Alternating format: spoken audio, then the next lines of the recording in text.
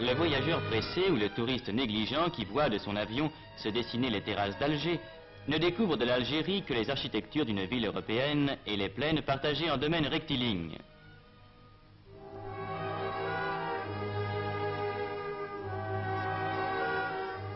Sur la route, si pareille aux routes de France, il retrouvera les paysages de l'Hérault avec l'immensité de leurs vignobles.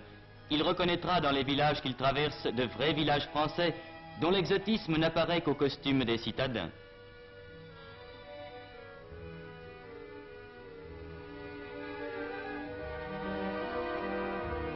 Il situera en Beauce ou en Brie ces plaines à blé dont les chaumes coupés hauts marquent seuls que nous ne sommes pas en France. Ce voyageur ne connaît pas la Kabylie, mais arrivant d'Alger par une route sans histoire, il en ouvrira la porte avec le marché de Tizi Ouzou.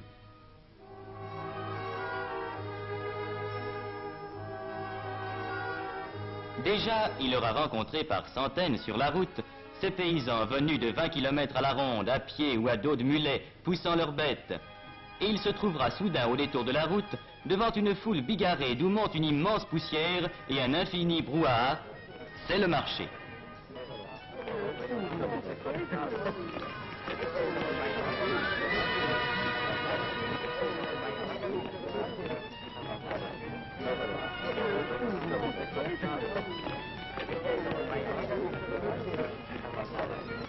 Là, 10 000 hommes peut-être se coudoient au plus près entre les bêtes attachées tête à tête et les échoppes en plein air où les artisans du coin offrent leurs marchandises. Là se rassemble pour une journée tout ce qui se vend et tout ce qui s'achète. Là se retrouvent tous les donneurs de nouvelles et aussi tous les marchands d'orviétans. Et comme les femmes kabyles restent au village, c'est aux hommes qu'il appartient de faire les achats, même les plus strictement féminins, qu'ils découvriront avec orgueil ce soir devant une famille émerveillée. Lieu de discussions infinies entre acheteurs et marchands, immense rendez-vous auquel toute la région chaque semaine est fidèle. Seuil pittoresque et coloré, seuil bruyant et agité d'une Kabylie laborieuse et secrète. Tizi Ouzou, qui a rang de sous-préfecture, est le point de transition où, dans un décor presque européen, se rencontrent les traces caractéristiques du vieux pays berbère et les apports de la vie moderne où le café mort et le marchand de sel, apanage des bourgs de la vieille Afrique, voisinent avec le garagiste réparateur de pneus des grandes routes modernes. Point de suture entre deux mondes, l'un banal à tous les yeux, l'autre encore trop inconnu, où cette route qui monte va nous faire pénétrer. Car déjà s'amorcent les premières côtes de Kabylie, avec cette route magnifique dont les lacets découvrent à chaque tournant un paysage plus vaste. Cette route, vieille aujourd'hui d'1 siècle, a son histoire. Elle fut construite en 27 jours par les bataillons du maréchal Randon. Elle nous mènera à Fort National, l'ancien Fort l'Empereur, la première née des villes françaises en Kabylie, centre aujourd'hui d'une commune de plein exercice et d'une commune mixte qui groupent ensemble près de 90 000 âmes. Fort National est aussi l'un des centres d'où partent vers la France les Kabyles qui s'expatrient temporairement pour chercher travail et fortune.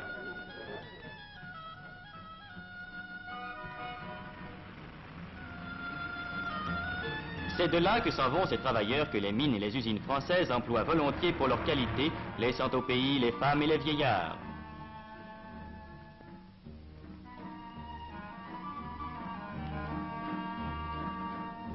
Et l'on comprendra l'importance de cet exode au bureau de poste de Fort National, lorsqu'on saura qu'il assure chaque mois la distribution de quelques 30 millions de mandats envoyés de France à leurs familles par les travailleurs kabyles.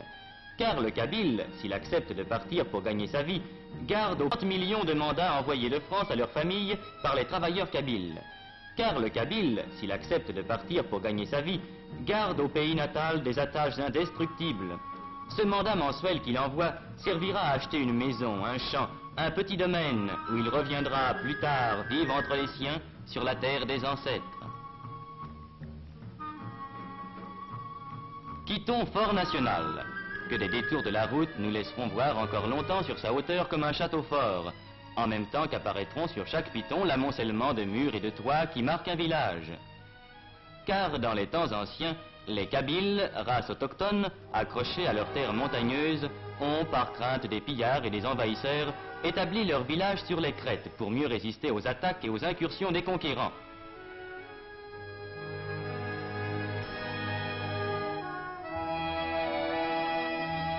Le sol, abrupt mais verdoyant, permet l'élevage et il n'est pas de famille qui n'ait ces quelques moutons que garde un petit berger aux yeux rieurs.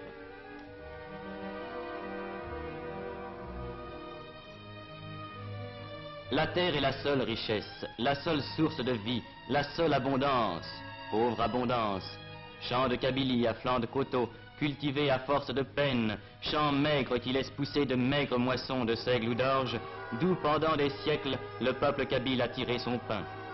Mais sur ces pentes, l'olivier abonde. L'apport français a développé dans le cadre familial cette culture qui donne à la Kabylie une part de son décor et une part de sa nourriture. À la saison des récoltes, on peut voir sur toutes les pentes ces groupes joyeux occupés à la cueillette, à laquelle tout le monde prend part.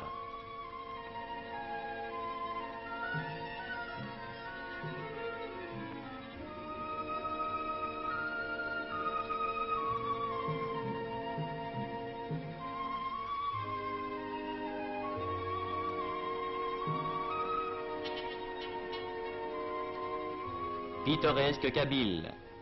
Il existe encore dans les villages éloignés de ces moulins primitifs, identiques à ceux qu'employaient les vieux berbères que ne purent abattre les Romains. Meules qu'ont remplacé aujourd'hui les moulins modernes, établis depuis une cinquantaine d'années dans les centres, mais qui continuent à verser le chaud liquide jaune d'or qui fera la joie du foyer.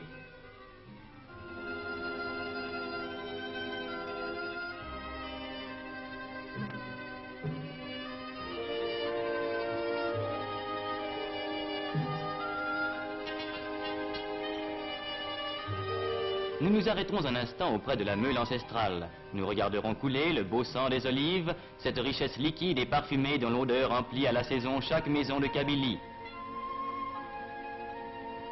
Nous suivrons cette vieille chargée qui, comme autrefois, s'en va avec son fardeau vers son village haut perché.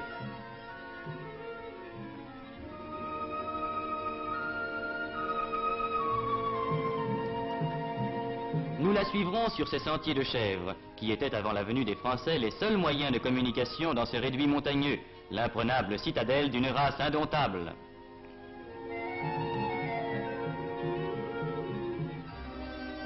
Nous parviendrons avec elle au village qui a souvent gardé son allure ancienne, avec ses chemins étroits entre les murailles, ses fileuses au seuil des portes et son grand air de dignité robuste.